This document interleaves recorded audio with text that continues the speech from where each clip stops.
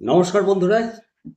রাজ্য সরকারি কর্মচারীদের বকেয়া ডিএ নিয়ে গত 27শে এপ্রিল অনুষ্ঠিত ক্যাগ মিটিংয়ে উঠে এলো 9টি অত্যন্ত গুরুত্বপূর্ণ বিষয়। আপনি কি জানেন আপনার প্রাপ্য ডিএর হিসেবে কোথায় গলদ রয়েছে?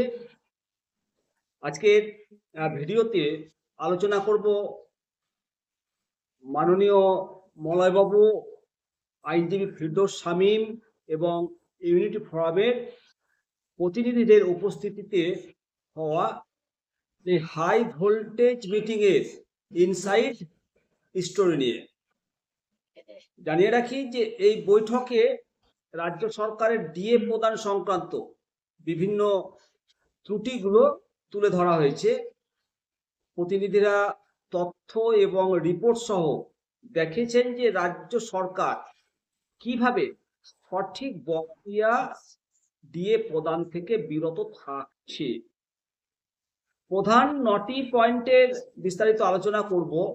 পয়েন্ট 1, ডিএর বিস্তর প্রকৃত প্রাপ্য বকেয়া এবং যা সরকার দিয়েছে তার মধ্যে বিশাল পার্থক্য রয়েছে। এর প্রমাণ ক্যাগের কাছে পেশ করা হয়েছে। পয়েন্ট 2, এআইসিপিআই মান্যতা। সুপ্রিম কোর্টের নির্দেশ মেনে এআইসিপিআই অনুযায়ী ডিএ ক্যালকুলেশন করার কড়া দাবি জানানো হয়েছে। পয়েন্ট 3, ভুল ক্যালকুলেশন পদ্ধতি। আইনজীবীরা হাতে কলমে দেখিয়েছেন যে রাজ্য সরকার বর্তমান হিসেব করার পদ্ধতিটাই একেবারে ত্রুটিপূর্ণ। পয়েন্ট 4, বেসিক ও গ্রেড পে ডিএ হবে প্রকৃত বেসিক পে এবং গ্রেড পের ভিত্তিতে, যেটা বর্তমানে মানা হচ্ছে না। পয়েন্ট 5, এনপিএ প্রাপকদের দাবি। চিকিৎসকদের ক্ষেত্রে বেসিক, গ্রেড পে এবং এনপিএ যোগফলের ওপর দিয়ে হিসেব করতে হবে। পয়েন্ট 6, গ্রিভেন্স সেল গঠন হিসেবে গরমিল থাকলে কর্মচারীরা যাতে অভিযোগ জানাতে পারেন তার জন্য একটা নির্দিষ্ট অভিযোগ কেন্দ্র বা গ্রিভেন্স সেল খোলার প্রস্তাব দেওয়া হয়েছে। পয়েন্ট 7, সুপ্রিম কোর্টের নির্দেশ বাস্তবায়ন। হাইকোর্ট ও ট্রাইব্যুনালের নির্দেশ কেন এখনো কার্যকর করা হচ্ছে না, সেই প্রশ্ন তোলা হয়েছে। পয়েন্ট 8, ক্যালকুলেশন শিট প্রদান। প্রকৃত হিসেব এবং সরকারি হিসেবের পার্থক্যের একটা পূর্ণাঙ্গ শিট জমা দেওয়া হয়েছে। পয়েন্ট 9, গ্র্যান্ট ইন এড কর্মচারীদের দুর্ভাগ্য।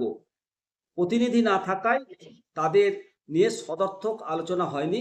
তাদের জন্য একমাত্র পথ এখন সুপ্রিম কোর্ট। কর্মচারীদের জন্য পরামর্শ দেওয়া হয়েছে যে আপনারা নিজেদের বেসিক পে স্লিপ, মানে পে স্লিপ আর কি, বকেয়া হিসেব মিলিয়ে দেখুন।